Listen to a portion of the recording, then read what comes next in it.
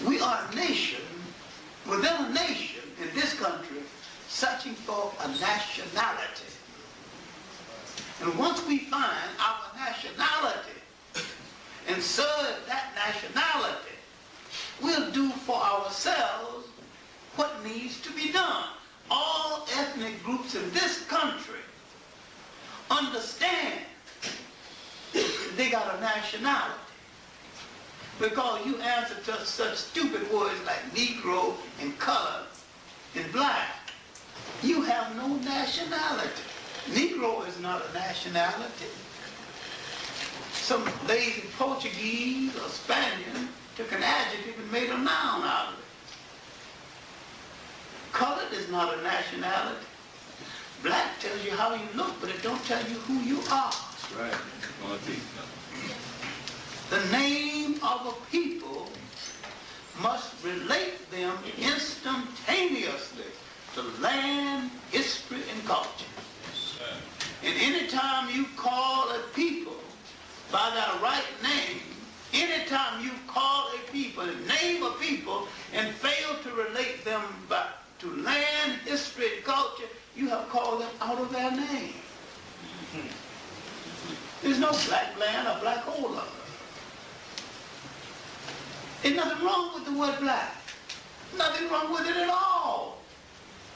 Only it doesn't relate to a country. The name of every people in the world relate to country. And once you think instantaneously of land, you think of nationality. You belong to something big in the world. All scholars know that black is an English word. It's in the 14th century, medieval period. It is no older than 500 years old on the planet. And in its original Lower German form, it actually means pale. Now, scholars know that we're not black people. But we believe we are because that's one of the brands that we've accepted. You know, just because you accept something doesn't make it true. Many people do not understand the function of the social engineering that the European did. So when they look at black, they're looking at black from a perspective of identity, right? They're looking at it from a perspective of identity. When the European calls us black, he's using it from an engineering perspective for classification purposes. And if our people would understand that much, because it is a fact, a provable fact, then they would look at it different. Black, right? There's black. Right. Adjective, right? Right. Middle English, isn't it? That shows you the etymological origin, right? Right. Right. Now, Middle English, when you see the brackets, that gives you the history of the word. Right. It goes not past the medieval period or the mid-century. Most of our people do not know how to read a dictionary. And right here, you have black or more. Right. Then it's a noun, and it's irregular, and then it's black, which is the adjective, and you see a small case, right? Then plus more, which is capitalized because that's the proper noun, right? And that's a dark-skinned person, especially, etc. In the other dictionary says African American, whatever they call them, but that's the identity. Everybody knows who we are except us. Do you understand what I'm saying? Yes, sir. White and black are statuses. They're legal statuses. And so our people are looking at them as identities. This is where the clash comes, because they lack understanding. Meaning that, me too. I mean, I'm for the power of our people. Now, like say for instance, you say you're for black power. You're for our people. Right. That's what I mean when I say and I'm for you for our people.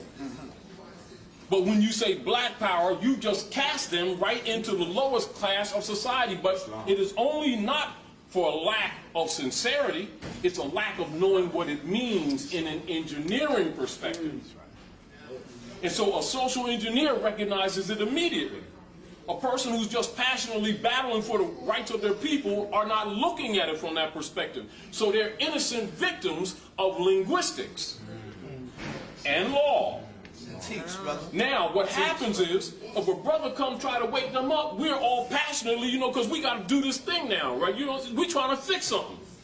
So now we're frustrated, but our passions are blinding us to that we are casting ourselves in the lowest caste of society. I suggested you do this too, and this for Asiatics.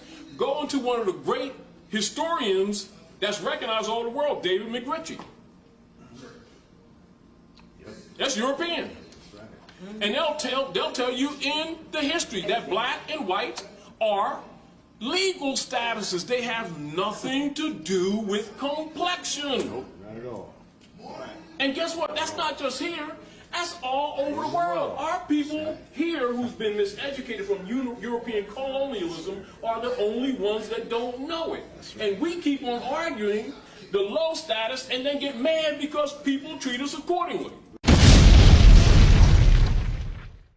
Right. So when the Moors say that they not black, but That's why they're talking status. But they will say, I'm a free white person. Yes, You're now. dealing with status. Go get the law book. You ain't dealing with the color of the complexion. Now, come on. And if we could get that, if we could get our people away from the emotions, these black with the if we brown. could get our people away from the emotions of defending a habit that we've been trained to. See, because just like the youth today don't know that a few generations ago, where there was still some consciousness left, if you called an Asiatic or African black, you had a fight. Because they knew you was classifying them.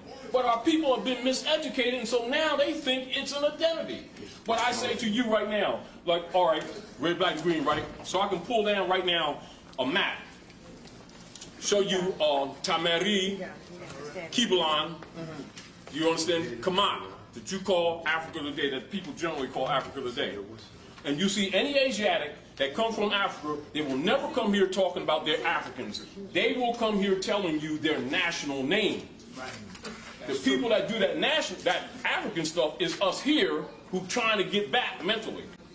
But we don't recognize that they recognize that we got mental issues.